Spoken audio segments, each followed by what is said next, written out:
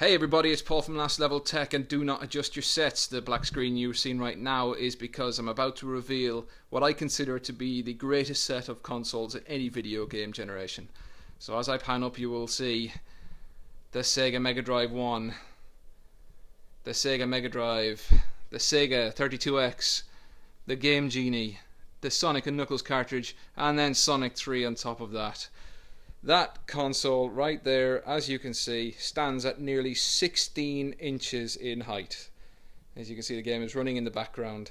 16 inches. Can you imagine having that in kind of any kind of like cupboard or station you have beside your TV where you keep all your video game consoles?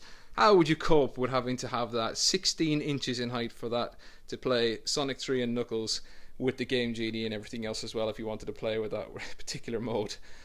As you can see right beside, I've got the collection of the Megadrive II, the Mega CD 2 and the 32X as well. But look at the size of these bad boys. They're just ridiculous. You know, in comparison to today's consoles, it makes you laugh. It really does. But I just, the nostalgic feeling in me, I just love these consoles. I grew up with this generation. The Megadrive in 1991 when it came out just captured a lot of us when we were school children. We needed, the attitude of Sonic the Hedgehog, the majesty of FIFA Soccer, this just brilliant games and everything else that just keep coming out at the time. And just look at the size of this. Look, there's just cables everywhere. You've got your selection of controllers there, like the original 3-button controller and the PAL 6-button controller.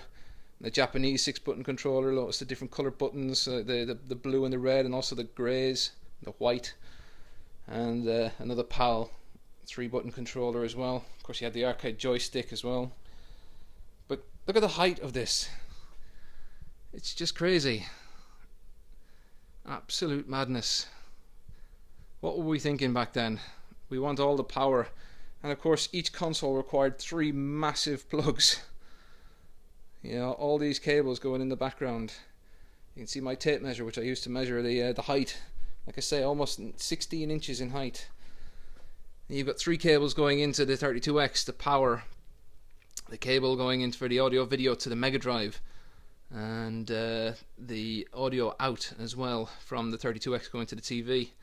And there's a cable going into the Megadrive 1 and the power going into the Mega CD 1. It was similar in the Megadrive 2 as well. Even though they were a smaller set of consoles, you still had all the power going in for each individual device. It was a requirement. But like I say, I just love these consoles. I love seeing them. My personal preference over the 2 is the Megadrive 1. I just think it's a beautiful looking console.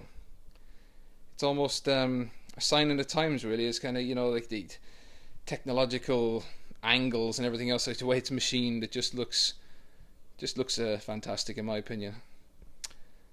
I just wanted to take a moment to just show you the whole mountain, the size of the big bad boy console, before I put them all away again.